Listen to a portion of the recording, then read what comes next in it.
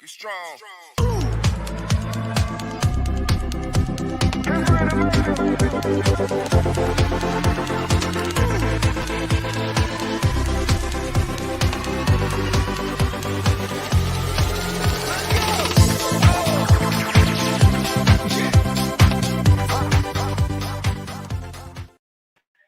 Good morning, good morning, good morning, Soul Man and Friends people. So I am here this morning with our very lovely Susan Watson, and we are speaking about colour and colour therapy. And I'm sure many of you will really benefit from today's session because colour is all around us, and this is how we can really boost it, or this surgery will help you in ways which you can boost your mood just by using colour. So let's get started.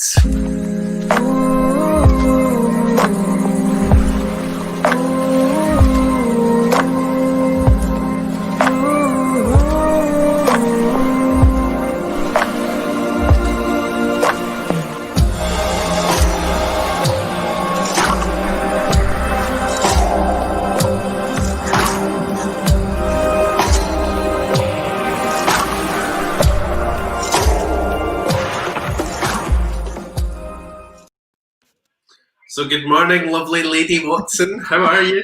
I'm great, Stephen. Thank you. Looking forward to doing this.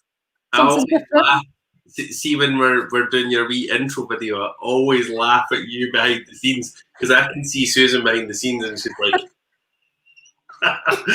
laughing at her photograph. I think that's a great photo. And Stanta. It really is. Charlie and the Chocolate Factory, without a doubt.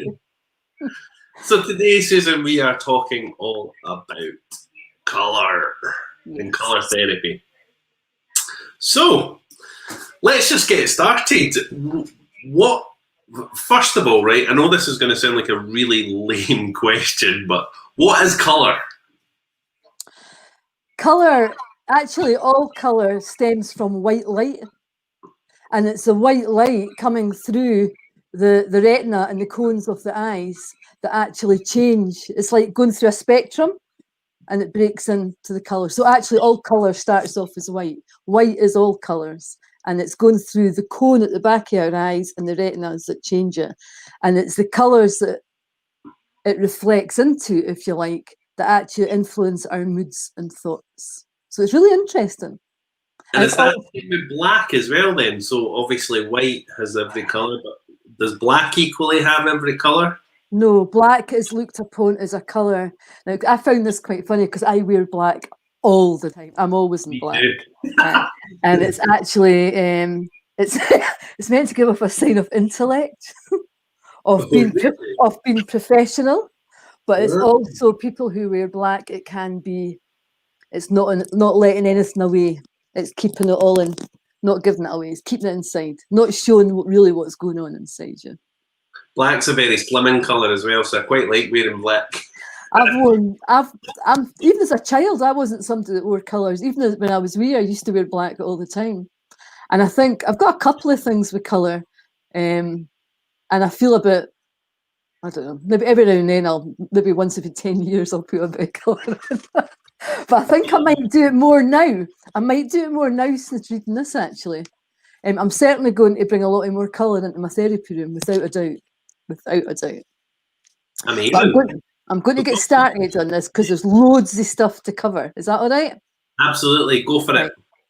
Right. So today we're going to have an overview of how colours influence your life in every way. And I'm going to share a couple of self-help exercises that you can do at home as well to change your emotions and thoughts and your well-being, because that's always handy to have wee tips. So colour therapy is actually, I've been doing a lot of investigation on this. It's actually really ancient. It dates right back to the time of the Egyptians. Been around for so long. And it's actually very spiritual too, which ties in nicely with Stephen, the work that Stephen does, because it is a very spiritual thing. Impacts our moods, our emotions, feelings, mental, physical states, everything like that. Luckily, although it influences us, we can also use colour to change how we feel. And I think that's the important bit where the therapy comes into it. Now, it is a huge topic. I've only got an hour. So I'm going to just give you brief overviews, because the most important thing really is to give you information and then give you some hints and tips to take away and use yourself. And who knows, that might spark a greater interest in it for you. So that's really good. Let's have a look here. The way I'm going to use it, I just want to touch on this because this is a bit that really sort of got me really wanting to delve more into it, is the way that colour can help depression and anxiety. Because obviously I work with anxiety and depression and all sort of emotions. So I use eye movement therapy. I'm going to start bringing colour into my eye movement therapy. And I work with depression. I'm going to use colour in that now as well. This is something really new for me, but it's got me really excited because I can see how it can definitely help people. Without a doubt. What about? Without a doubt. So light has been proven to be involved in regulating different biochemical processes in our body. So actually, shining light on your skin, light's absorbed through the skin, and it actually changes on a cellular basis. And the way what really interests me is, because I do EFT, which is working with the meridians, which is the energy in the body.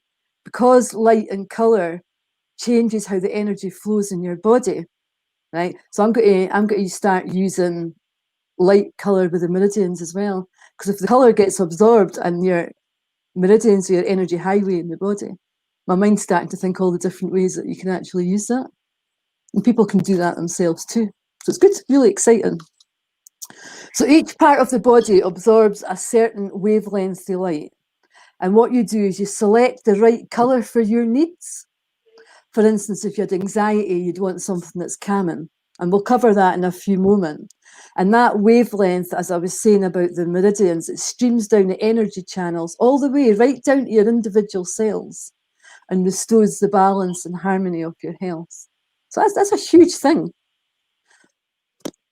So if colour can influence the flow of energy in our body, it also can change the release and the amount of energy we have in our body. So therefore, we can use colour to calm us down or lift us up, put us into a creative way of thinking. Whatever it is we want to achieve, we can use different colours for that. And just touching on how colours are in nature, colours can display biological attraction, flag sexual readiness, animals, different colours, and people, our skin changes. Well, it's nature, right? Absolutely part of all of us, without a doubt. Colour can flag danger, or it can flag poison, and you're looking at fruits and plants and things like that as well. So it really is all around us. It's part of everything that we do. There's several different methods of colour healing, and I'm just going to sort of touch on a few of them and share information on a couple today that I've looked at that I thought might be really useful. There's immersion colour therapy, and what that is, you can place colour filters on the windows. If you think you've got, like, I don't know, you get like sort of plasticky coloured sheets. If you think that you could put that in the window of your house, so the sunlight comes through that. For instance, if it was blue, your whole room would be blue. If it was red, your whole room would be red. That's colour immersion. So, or you can use a torch with a colour on it and put it directly onto your skin, and that goes into your body and into your cells. You can even use colour therapy as in distant healing, just like you would do with Reiki, but what you're using is intention, and you're focusing on a colour and sending that colour to the person. So you can use it that way as well, which I would never have thought of doing that, really, to that extent, just using the colour for it. It's just something I haven't actually considered before. And there's physical colour therapy. So you wear a colour which matches your mood, or matches the mood you want to be. If you're feeling agitated, you wouldn't put a red top on, because a red top energises you. What you would do is you'd put a cooling, calming colour like blue or green on, and that'll change how you actually feel. Have you ever tried anything like that, Stephen? Yeah, I think I'm more of an immersive colour person. So, for instance, in our bedroom, we've got the lighting in our bedroom, the spotlights that are in the ceiling, they're all colour changing LEDs. Right. In our bathtub, we've got LEDs. So, like, I could go into my bedroom, in our dining room as well, We've got colour changing LEDs that everybody's seen. But I can lie there on the bed and like choose the colour that I want and just lie there and be totally immersed in it. But I'll touch in a wee while about colours that are good for the bedroom and colours that are good for the dining and colours not to have in your bedroom or in the dining room. So we'll come to that in a minute. But you can enhance with colour and changing your mood. You can carry little stones of colour, you can have little vials of colour liquids.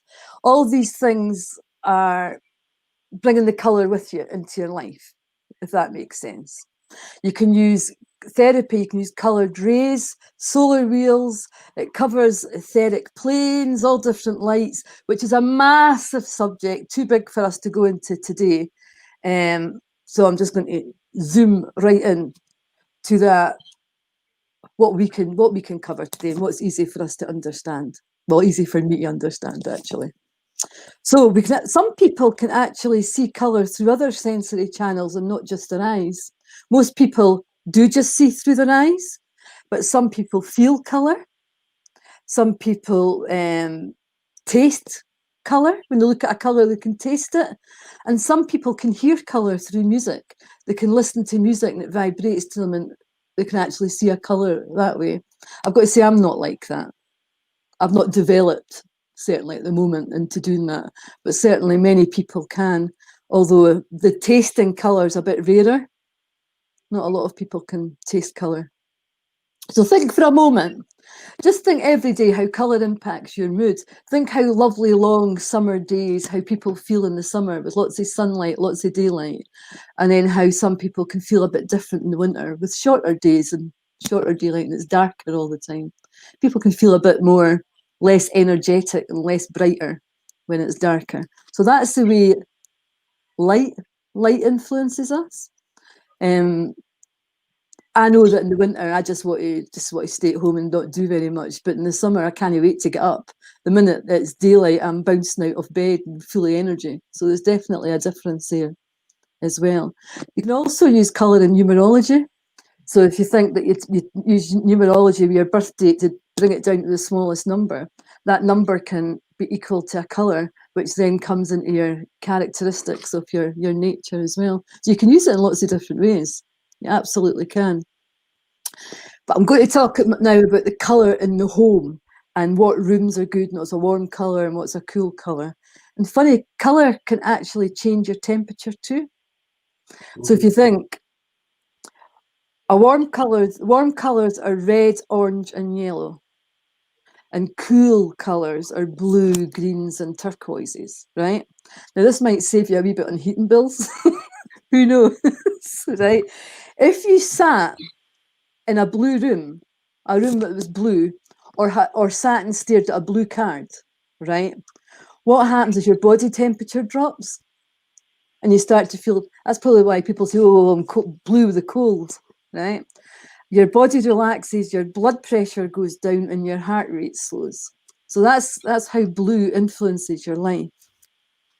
Now, if you were to sit in a red room or look at a red card for a length of time, the room's actually the same temperature as the blue room. There's no difference in the temperature. You would actually feel much hotter in the red room, even though the room temperature was the same. Your body warmth would heat up with the red room. So I think that's quite interesting. The red room, if you were to sit in there for any length of time, you might become agitated, alert, because what it does, red's the sign of danger. What happens is it kicks into your amygdala, your fight or flight, and you start to feel more threatened if you sit for any long time in a red room. And some people can actually get quite angry by sitting in a red room. Not for the bedroom. No. So red is actually really, really good for having in a dining room, right? And the reason for that is it stimulates conversation, stimulates energy, and it actually makes food taste better, stimulates the taste buds. And it's also great for gyms and exercise rooms because it's a stimulating, gives you more energy. Not a good colour for the bedrooms Although it's really great for intimacy, you want to be around red if you want to be intimate, but not for sleeping. That's why it's not good for the bedroom. So if you want to be intimate, go and find a gym. It seems to be the best place.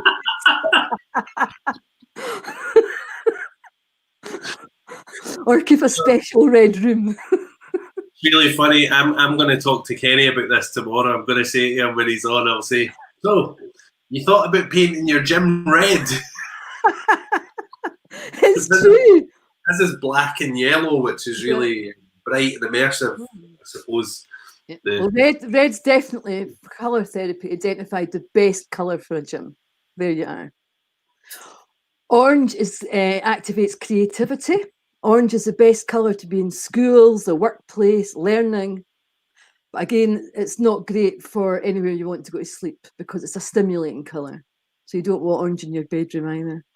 It's funny because, see, in the shop, we've got lots of orange, you know, like the rusty brick, you know, that the orangey colour. So, and it is a very creative environment, isn't it? And it's a creative colour. So it's generating the mind, if you like. Yeah. The best colour, apparently, for your bedroom is green. It's nice and relaxing and calming. And blue for kitchens and bathrooms. It's funny that because a lot of kitchens are sort of bluey. Well, they used to be blue. What about grey? Our bedroom's grey. That's probably a sign of our relationship. 5 kids later, it's all grey. Grey, I would say, is sort of a steady colour, actually, isn't it? Yeah. It's steady, stable. I would describe that as stable. I find our bedroom a very peaceful environment. I think that grey, it's a bit of a neutral tone, I suppose, isn't it? Actually, I'm quite fond of grey because the 2 colours that I only wear seem to be black and grey. In fact, I've got black and grey on today. That's just, I think and it is pretty neutral, yeah. I don't know how you feel about it though, Susan, but see, like different colours in different rooms of the house, I find it absolutely abhorrent. You know, like see if I'm in someone's house and they've got like bright coloured walls, it's like, I'm very neutral. My house is very neutral. No, every room is actually a really neutral colour. But I would imagine you want, if a school environment, a learning environment, you want it to be something that will stimulate creativity. On a gym, you want something that energises people and gets people going. In a bedroom, you want a peaceful, restful thing. So the colours for a gym and in a school, you don't want them, you'd unlikely want them to be in your house. You want your house to be a place of peace and calm and comfort for yourself. Yeah. So you're probably about right there. So that's a few examples of colours. The way you can bring these colours into your life, in your home, without having to paint crazy walls, is you can use coloured oils, crystals. You can have silk scarves. You can actually get little cheap silk scarves, and you can just get, like, if you're wanting blue, you can lie blue colours over your body if you want. You can actually get coloured, like bath salts. You colour the water in your bath, so you can immerse yourself in water of a certain colour, so that you're actually soaking your body in a blue bath or a red bath, whatever. For instance, if you were looking for more energy, you might have a red bath. If you're looking for peace and calm, you might have a blue bath. So you can actually do that as well, which is quite interesting. Coloured sheets on your bed if you wanted to do that. Very good for meditation. Sorry, I'm just going to jump in. I'll say top tip for the bath thing. You can get these little, they're like floating balls of light that you get on Amazon, and you squeeze them or you press the wee button, and they can like emit different colours. So, you know, that sounds great. Squeeze it so many times till it goes red, or if you want blue, so many times till it goes blue. That's really good. It's a good experience to have. So I thought I would share that. Well, that sounds really good. The only problem for me is I've not got a bath. I've only got a shower. So it's no colour baths for me. You can also get shower heads, which we've got as well, but my wife took it away. She was like, I didn't like this. Every time I go in the shower, I feel like I'm like having a shower in a rainbow. But it's a shower head, but with the force of the water, it changes colour. See, I would like that. That's a good idea. I would like that. I'll have to look into that one. I think I'll send you the link on Amazon. But you know, so I Reiki my shower every morning. But we used to have the shower head. It's still there in the cupboard somewhere. But but we had the shower head and it shines light. So I used to switch the bathroom light off and just have a shower in light. I want that. I want it now. I'm going to order it. You'll have to send it to me later. My husband might not like it, but too bad. I'll like it. You love it, honestly. It's really good. I will like it. Use coloured candles in meditation. You can do that as well. If you get the coloured candle and you've got the flame, you just got the soothing light. It's very good for meditation, but you're also bringing the colour into that as well for people who meditate. So it's a really good thing. Getting up on a Monday morning and you feel rubbish. I think we touched on that, or just any morning actually. If you want to get going and you want to feel more calm and relaxed and let the stress go, put a blue top on. Blue top does the trick. So you can see that there's loads of things how colour really influences our lives. Colour's all around us. It's actually part of us, and we'll come to that soon. And that's really important too. But I want to go on to sharing a couple of exercises so that people are taking things away. So colour breathing is the first one that I'm going to share. So what you do is you would pick a colour that you want to use.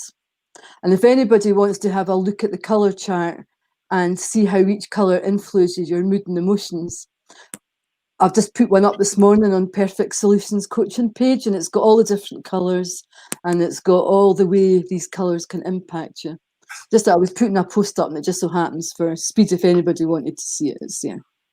So for example, if you wanted blue for pain relief or comfort, or green for or orange for energy, whatever it is you're looking for, all you do is you get a piece of card, a piece of card with that colour. Or if it was lemon, yellow or lime, you could actually hold a lemon or lime in your hand. So you've got that colour, but you've got the smell of it as well. And what you do is you hold it in your hand and you focus on it with your whole attention. So everything's about focusing attention on that colour. And then you just start to bring it closer to your face. And you're breathing, but all the time your eyes are on the colour. And you keep breathing and focusing on the card until you're bringing it right up to your face. And then you just start to, you're breathing the colour in and you're using your intuition, right? You're using your imagination and you're drawing that colour in. Remember, your mind believes everything you imagine and everything you tell it. And what happens is it's like you're filling up your whole body with that colour, and you'll get the emotional impact on that. What some people do when they're doing that is they might have a scented candle or a wee bit of aromatherapy or something like that round about them as well, just to help them get that calm feeling.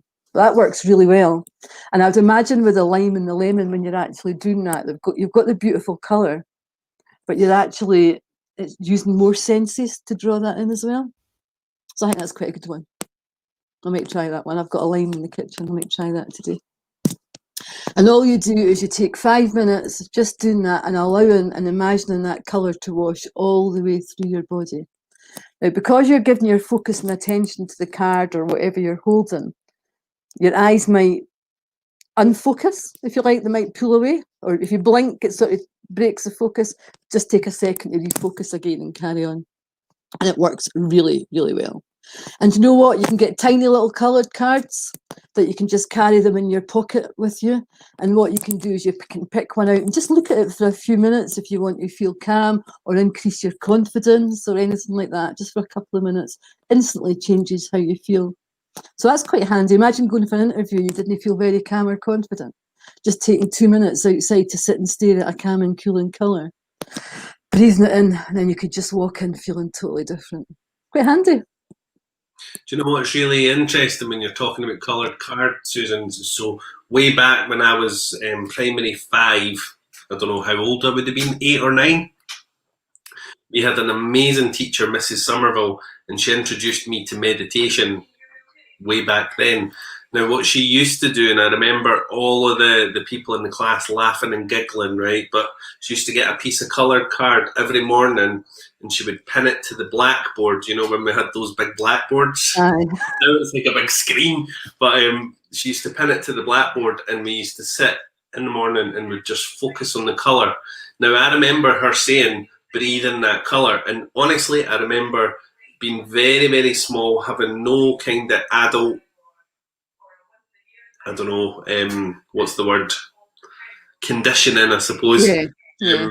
And I remember breathing in the colour and actually feeling the colour changing my mood when I was that young. So How good's that for a teacher to be doing that? I think that's great. yeah, I still speak to her to this day, and I always say to her, you know, how she changed my life.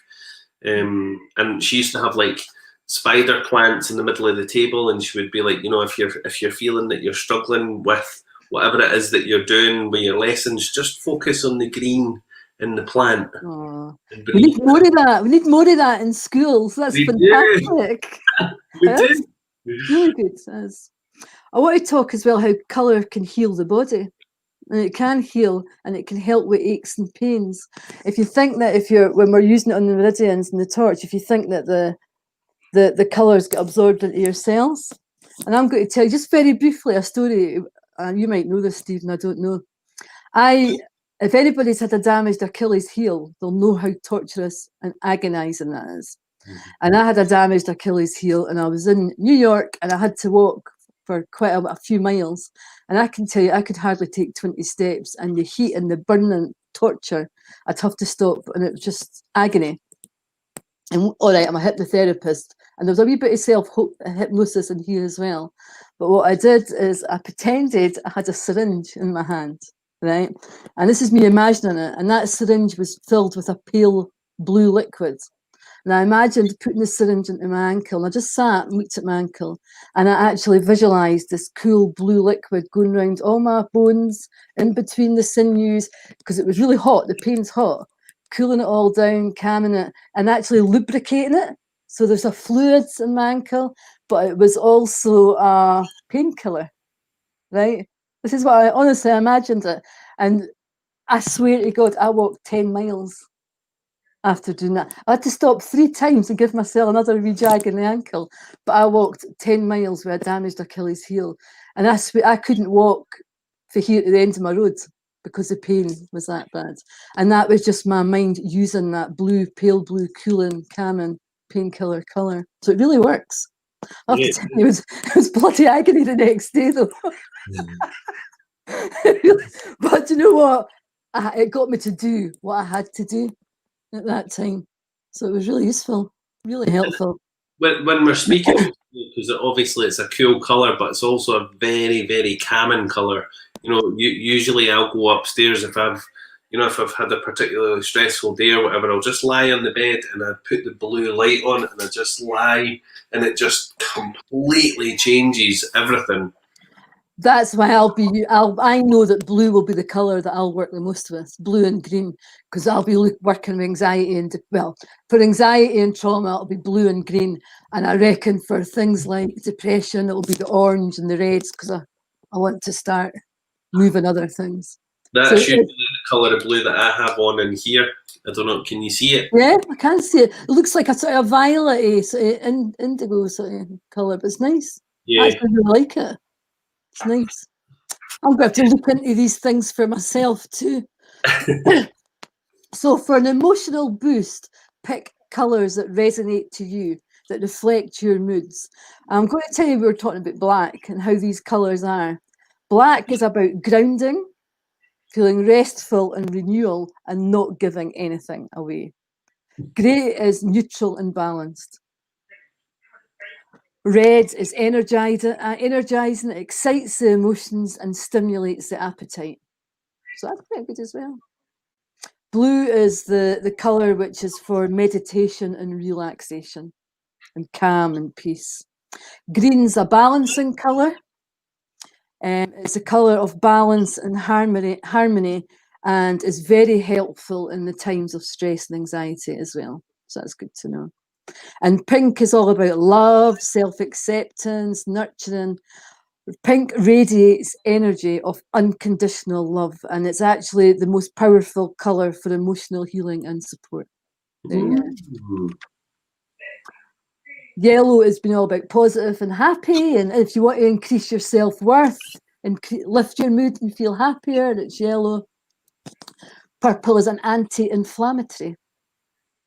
So if you've got see if someone came to me and they had, I don't know, banged their hand and their hand was all swollen, what I would be doing is I would be putting a purple light therapy onto their hands, and that would reduce the inflammation in their hands. So that's, you can even use colour for that. Good. Orange is all about warmth, and it's associated with joy and happiness, and orange boosts well-being. So anyone that wants to do that, that's the colours to go for. I'll touch a wee bit now, make sure I've got enough time, we've got plenty of time. It's a colour meditation. So a great way to take colour into your life is having a deep level, but really drawing the colour into your life, is having a colour meditation. It calms the mind, soothes the body, and all you need to do is focus your mind on the colour of your choice. And all you do is visualise that colour. Just visualise that colour. So imagine closing your eyes and you're visualising your colour on yellow or orange, and you're just seeing that. And what you can do is you can also use the candles if you want. We're talking about meditation with candles. And you just, because you're focusing and meditating on that colour, it's like it's inside you. You're drawing that colour into your whole body. And I guess that's where the spiritual side can come into that as well. Good stuff. So you're doing a lot of work there with the colour on all levels, really. So just use your colours for whatever you want to do with the personal change and how you want to feel. When I'm doing our meditation classes in person, Susan, you know that we've got the colour changing lights in the shop. So when I'm doing our meditation classes, when people are physically there, which hasn't happened for a wee while, but you know, I always change the colour in the shop, and it's a much more immersive experience for people. Yeah. So I'm sure those of you who have been to meditation classes at the shop, you'll totally agree with that. Mm-hmm. Anyway, sorry. No, colour is such an important thing. So use a choice of colour to enhance your mood or healing, but always self-regulate first. I always say go back to relaxing your mind and body. If you've got a relaxed mind or body and you're self-regulated, doing your breathing, relaxing the body, you can draw the colour in a lot more easier, because your imagination and your imaging would be much clearer anyway if you can do that. So you can hold the coloured card on both hands. Now, what you do is when you've got the coloured card in your hand, you've self-regulated, what you want to do is look beyond the card.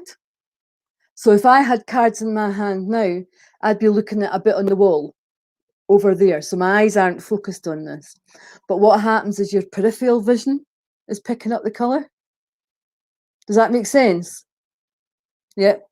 And what happens when you're doing that, your peripheral vision picks up the colour. And it's also almost like a form of self-hypnosis. You're giving your focus and attention to the wall, your vision's picking up the colour, and you're almost going into like a kind of light trance, but you're drawing that colour in. In which case, if you'll know from yesterday, is that when you go into a light trance, you bypass your thinking mind, and that colour's going to your unconscious mind and changing everything that goes on in your unconscious mind. So that's actually a really good thing to do. Yeah. Really helpful. I would say that that's probably a really strong method to use that, particularly if you're going into that self-hypnosis trance, and bypassing that thinking mind, because that's where all your well of knowledge is, all your really deep emotions that you're not even aware of are, and yet you're influencing them with these positive colours. So I would recommend that one. In fact, I've never thought of that as self-hypnosis, but actually now that I've read it, I know it is self-hypnosis, because that's how you do it. So that's good stuff. So if you ever go to Susan's office and you see like A3 coloured card hanging everywhere, and you're thinking, what is this all about? You know why? I'm actually, I've just ordered, it's called a colour therapy light box. Yeah. And I'm going to do colour light therapy in my office, and I'm also going to do colour therapy for acupressure, using it in the meridians, linked in a particular way, because I'm going to blend it with the therapies that I do already. For instance, introducing colour in my EMDR, my eye movement therapies, the bilateral stimulation, all the different stuff I do for anxiety and trauma and depression. I'm going to merge the colour in my own way with that, because I can see how it can work and help with that. Did you say you're going to do colour therapy at the shop as well? Yeah. Yeah, I sent you an email on that this morning, Stephen. I'm going to bring my colour box in 3 Fridays, and I am going to do it. And this is a good bit. And this is for all my clients, whether they're coming to me for you or at the shop. If anyone comes for depression, anxiety, and all the rest of it, the colour therapy would be included in these sessions. There is no additional charges for the colour therapy. That's So amazing. if somebody came to me with anxiety and I was doing my eye movement therapy and all the rest of it, and they wanted colour therapy, I wouldn't charge extra for that. And that'll be the same at the shop. There would be no extra charge for the colour therapy. It just blends in with what I do. That's amazing. Really, really, really good. Yeah. So I just thought something different for people, and I can see how it would really make a difference. But lastly, I want to touch on auras, because I thought that would be quite a good thing to do in this wee chat here. So every living thing has an aura, everything. It's an electromagnetic energy that we emit. Okay, it's linked to our feelings, our thoughts, and it changes depending on our health and well-being and how we're feeling in that moment. It's a reflection, if you like, around us outwardly of what's going on inside us. That makes sense? No. Right. Well, too bad. Really I'm going to explain to you now how you can actually learn how to see auras, right? So this might be a different way than you know, Stephen, but I'm going to share the way that I've just learned. So Yeah, you need to use your peripheral vision, so it's not direct vision, okay? And the way I was getting trained on it was, and I done it a little bit different, so I'll explain how I done it later, was what I was told is to wear a light coloured shirt or t-shirt, like a white t-shirt or a white shirt, and you're facing a mirror with a light wall, a plain coloured wall. So you don't want like a big bright wall or a big patterned wall. You want a plain wall behind you. And what you do is when you're looking in the mirror, you're focusing all your attention on your breastbone, the bone just down for your throat, just down for your neck, and you're not moving your gaze. So you're actually, just like I was talking about when the wall, you're giving your full attention, your full vision to that. And what happens is your peripheral vision, which is all around you, starts to pick up like a white image around your body, okay? And that is your aura, right? Now, that's how people who tend to practice start to see it as the white. But the more you practice and focus, if you do it every day, you start to pick up the colours in it. And then once you can start to see the colours in your own aura, you can then practice on seeing other people's auras, animals' auras, and all different things like that. Now, when I was doing it, because I never sat in front of the mirror, I've got a cream coloured wall. I actually did it with my hand in front of me, and I put my hand up on the wall, and I picked a spot to give all my focus and attention to. But so my hand on the wall was still in that peripheral vision, and I very clearly, but it was white, seen the white aura all around my hands. So I'm going to practice on that, and I found that easier for me rather than white shirt, white wall, just to do my hand on a plain coloured wall. And I'm actually doing it now because I can still see it against the white actually on my PC. And if I do that, I can see that sort of glow around my hand.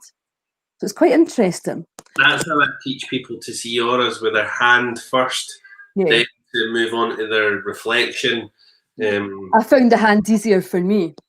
Yeah. I did. So it's quite interesting because it's something that everybody is capable of developing. It's not like you're not able to do it. Everybody can actually do it. And I mentioned to you yesterday, I was quite amazed that the aura area around about you is like it's special to you, if you like. And I was saying that's why when people get too close to you, you either get a really good feeling about that person being close to you, or you might get a no, don't like that, that's really uncomfortable. And that's actually somebody stepping into your aura round about you. And I found it really interesting, for example, if you hold hands with somebody or cuddle somebody, you actually get a blending of your auras, and you can actually take a bit away of their aura with you for a while. I thought that was really nice. Well, it depends who you're cuddling, eh? But I actually, what their aura's like. You want the nice stuff, not the bad stuff. Yeah.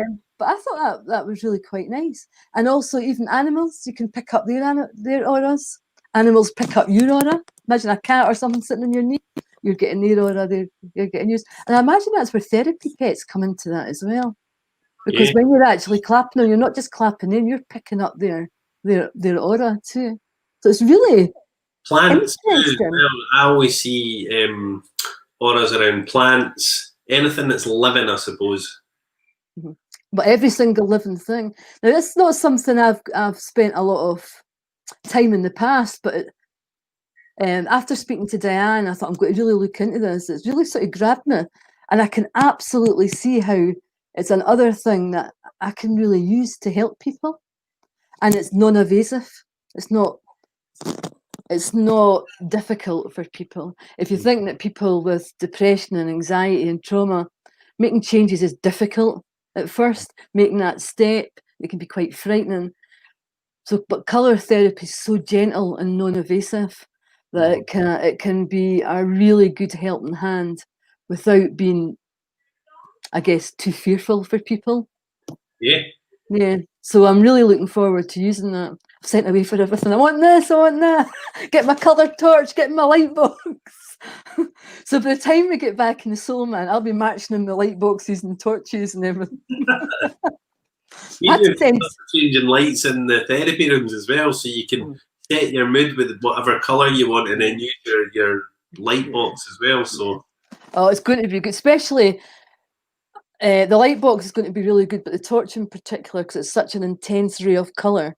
yeah, And the light that's going to get absorbed through the skin, because it's directed onto specific points of the body, onto particular meridians to make these changes with emotions. I'm really looking forward to it, actually. Quite excited. Oh. yeah, it's really exciting though. I think Claire's saying there. That's funny. A whole new meaning to a light worker, Susan. What about my coloured torches? But it is, do you know what? Do you know what, Jan? It's going to be absolutely fantastic. And I know it is, because I actually use a torch. It's my little torch. This is my eye movement. I use a torch for eye movement therapy, because the light actually, it enhances the changes that I'm making in the brain. Yeah. So if you think I'm using a torch anyway to release trauma and to release pain, but if I add into that the colour of, say, blue for calm and comfort and reducing anxiety, that's going to have an additional, stronger impact for that person anyway. Absolutely. So I don't know, I've never thought of it before actually, but it's really interesting, it's really good. Colour's always been a huge, huge, huge big thing for me. You know, like you just need to walk into the shop to see that. You know, there's like all that comfort and mood light and that type of thing. But I think when we go back to auras and when we speak about auras more specifically, I remember, you know, I don't ever remember a time when I've not been able to see people's energy and the colours around them. And I remember being really little and saying to my mum, "Mum, I can see these colours around people." And my mum was always like, "So do I." You know, it was fascinating because we would have discussions about people's colour, not knowing at the time that it was an aura. I don't even think my mum knew at the time that it was an aura, because you're talking way back in the 80s, you know, when things like this weren't really spoke about. But I remember meeting people, and if I did not like their colour, I couldn't speak to them. And it's exactly the same now. You know, when I'm working with people, it doesn't happen very often, but you know, when some people, when they're emitting this different colour, I suppose, I find it almost impossible to speak to them. So what's your thoughts on that? It depends what the message is, but I'm not going to dispute that, because I'm probably, it's not the colour. I think it's more, though you talk about vibes of people, I'm quite sensitive to, I don't know, whatever signals, some like an emotional pickup that I can sometimes get for people. And I'm not talking about working in a therapy room. I'm talking about it when I meet someone for the first time, and I'm not talking about an instant dislike. It's like I can get a sense of I just sort of know Mhm. that I can't put it into words because it's a sensory thing. I either feel drawn to that person or I absolutely know that I need to get away from that person. And I can't explain why. I can't put it into words actually, because it is a sensory thing. And it's not something I feel a lot, but when I get it, it's very strong, very powerful. Yeah. See people that emit that colour that I find is usually people that have got very orange colours around them, which you were saying there that orange was what did you say orange was? Can't remember, Stephen. Have a wee look. Orange, orange boosts well-being, warmth, and joy and happiness. No, it isn't. Maybe not for you. But however, it would be orange as well-being, but some people need more orange because they've not got enough joy and happiness. So could it be that person's emitting this orange aura because they need more joy, happiness, well-being, and I'm just picking up on that colour? I don't know.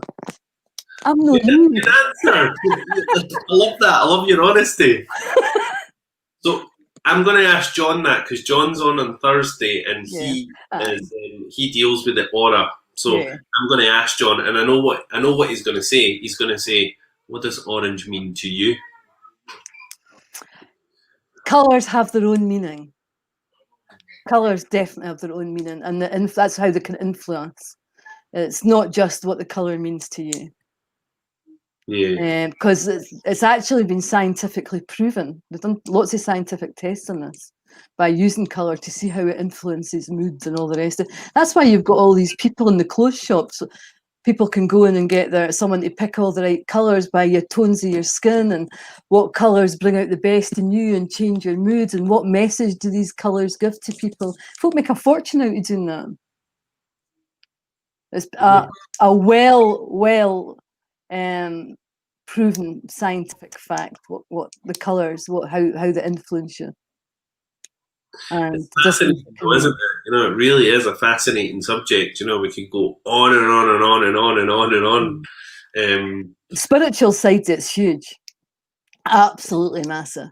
Yeah. There was a question there. Someone asked a question, and I'm sure I answered it in my head. It was Jane.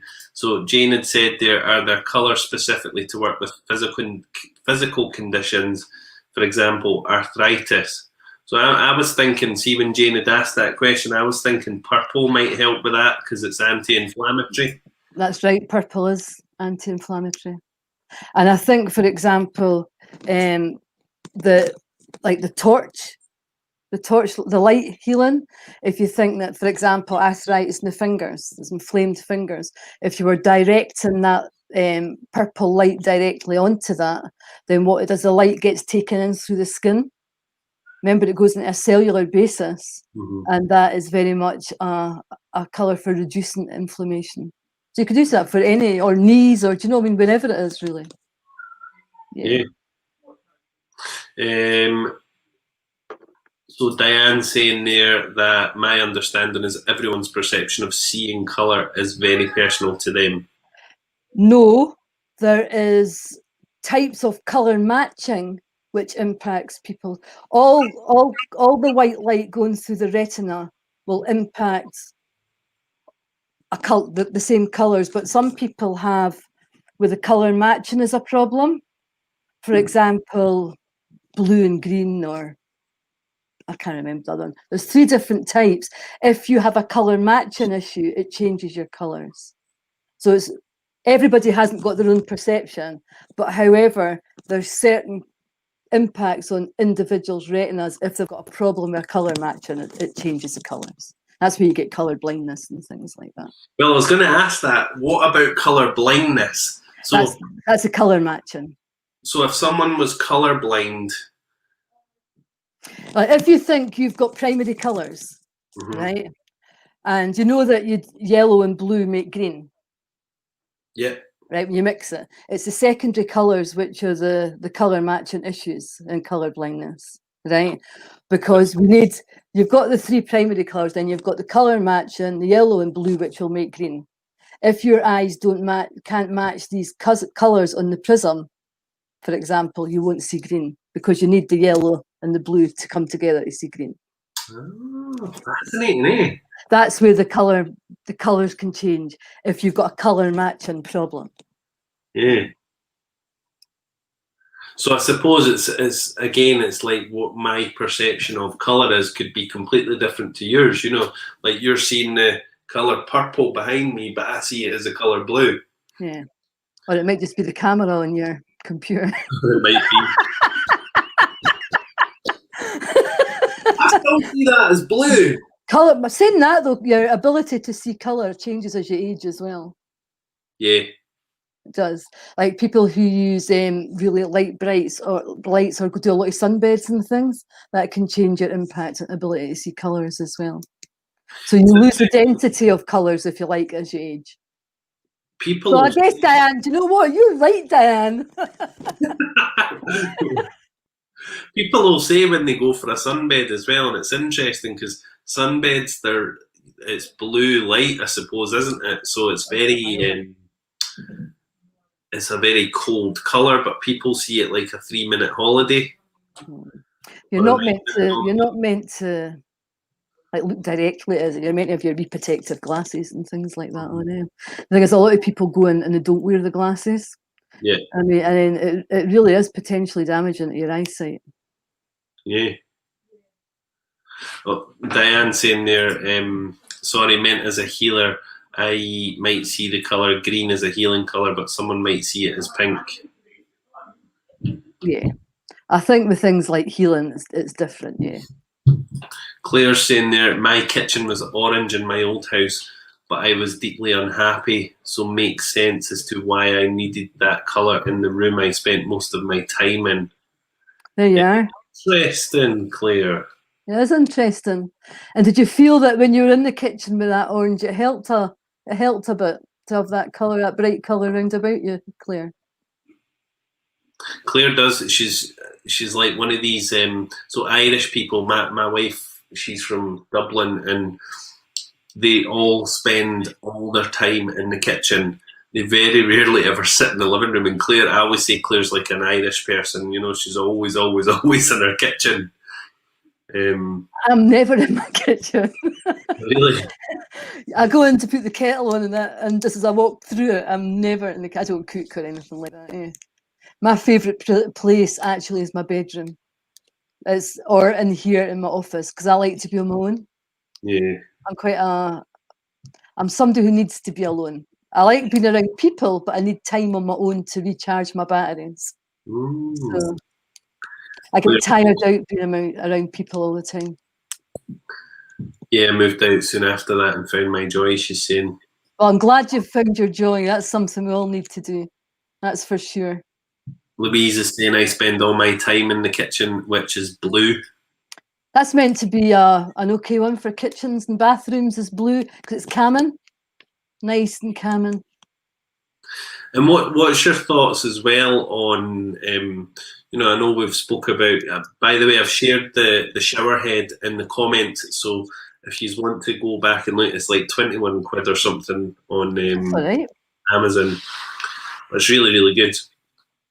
But what's your thoughts, Susan? I know we've got 6 minutes left, we're running out of time, but what's your thoughts on eating colour?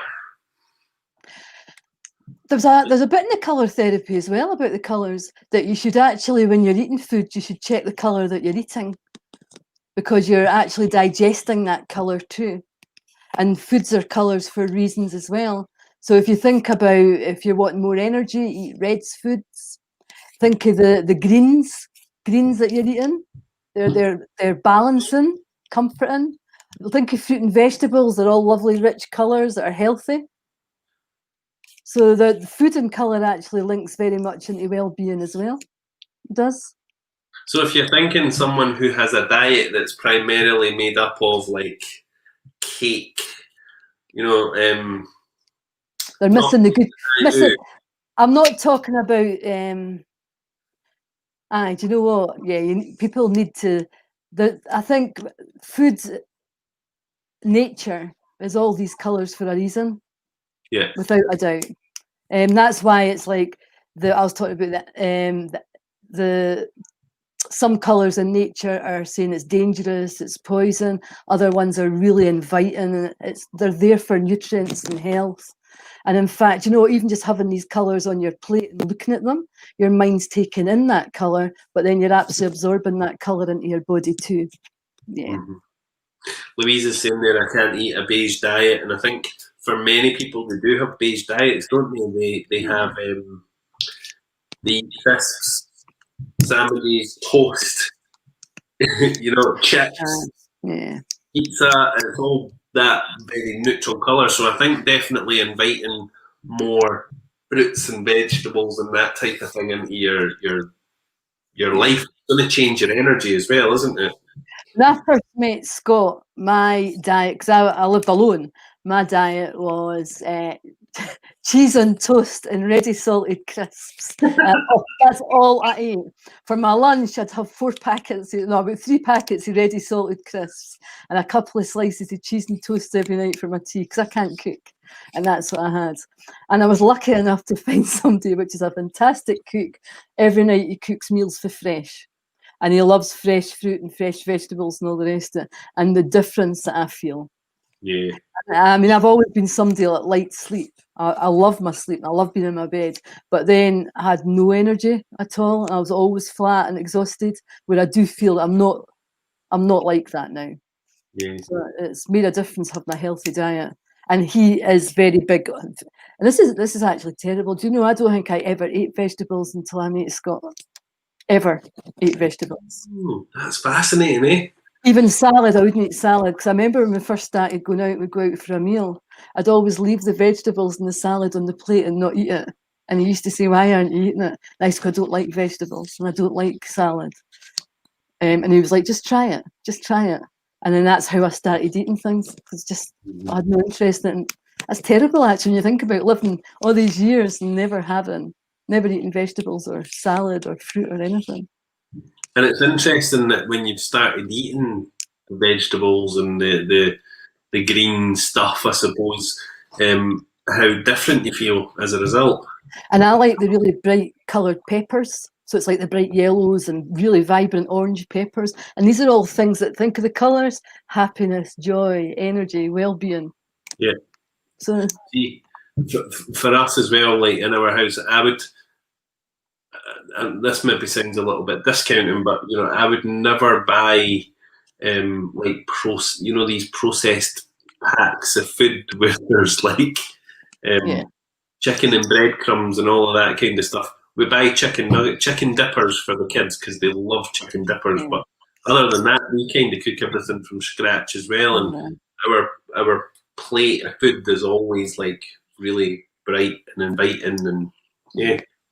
It's quite an eye-opener, actually, because when I think about it, going back to when I was bringing up my kids, everything was processed that I was buying, because I thought I couldn't afford healthy foods. So I used to buy the cheapest food that I could to feed us. But in fact, now with a more informed knowledge, if you like, I can actually see that even just making a big, huge pot of soup that lasts a few days would feed us all healthily. And in fact, you can make a pot of soup really cheap, and it covers loads of meals. So I mean, but I just didn't have the sense to do that, I suppose, or the knowledge. But then I guess I was fighting my own anxieties and depressions and that at that time, so I wasn't really thinking of how we're going to eat healthy. I was thinking, how can I breathe? What a shame. See, when our kids were little, I used to go to Bathgate Market, and because I worked in Bathgate at the time, I would go on a Friday, and I would get 2 big, massive bags of fruit and veg from the market for like 20 quid. And that would be our meals for the whole week. And all I would be buying was like meat and pasta and rice. And actually I fed a family of 4 or 3/4 on 40, 50 quid a week. Yeah. So it shows you can. Anyway, that's a completely different surgery, isn't it? But, well, think of the green grapes, the yellow bananas, the bright orange fruit. These are that colour for a reason. Yeah, absolutely. Health, for health. Jane's saying there, I think Susan needs to write a book. Susan and I have been speaking about this actually. I've been like, write a book. She's like, I know I've got a book in me, but we'll coax it out here one day. Yeah, I'm really glad to hear that the surgeries are useful, because that's the whole point of it. I wouldn't want to sit here and folk thought, oh God, she's talking a lot of rubbish and really boring. So it's nice to know that they're helpful. I think what would be quite nice is maybe on Friday's surgery to expand a wee bit more on colour as well. How do you feel about that, Susan? Because I think everybody's thoroughly enjoyed today. I think you should shut your face. I knew you were going to say that. See, we'll go behind the scenes. See, once we've finished the surgery, right, Susan is going to do this. Tell me to. There's a good chance of that, Stephen. So we'll let you know on Thursday what we're going to do on Friday, Friday's surgery. But that is us. We've came to a conclusion with today's surgery. I hope you have found today really, really interesting. It is an absolutely fascinating subject. What's more interesting as well is that on Thursday we have got John Sheary coming on for a Soul Man surgery, where he is going to be speaking about the electromagnetic field and the aura. So John does everything to do with the aura. Susan knows John really well as well because they work together at the shop. Not together, but in the same building. Yeah, you work in the same day at the shop. Yeah. So John will be on Thursday, which will be really interesting to hear more about the aura and see how all that works. Tomorrow's Soul Man surgery, another brilliant link to today, Susan. So you're linking everybody up for this week. It's great. We have got Kenny Walker coming on, who is the GX guy, the group exercise guy, and he's coming on and he's going to be speaking about the myths. So we're going to be doing a bit of myth busting around weight loss, around fitness. You know how there's all these crazy things that people talk about, Susan, where, I need to eat more calories to lose more weight. I need to eat 1,000 calories a day to lose weight. I need to, high fat, high carb diet, all of this stuff. So we're going to be speaking about that with Kenny tomorrow and talking more on the science of nutrition, but equally on the science of how exercise can support nutrition and vice versa. So I want to say something on the back of that, just because I'm getting a wee plug in here for what I do. People who have a poor relationship with food, I just want to say it's rarely about the food. It tends to be eating your emotions, and it's the emotions that need sorted out. That's it. Back enough now. So as a result of tomorrow's surgery, if you find that, it is just things that you guys are maybe doing and it's a bit of a lack of awareness or a lack of understanding, then you might learn something from Kenny's surgery tomorrow. But equally, if there's more than that and you need to go deeper, this lovely lady right here is the one that you want to channel for the more emotional issues that might come with food. So that is us done and dusted for another Soul Man surgery this morning. Susan, thank you so much for today. It's always an absolute pleasure chatting away to you.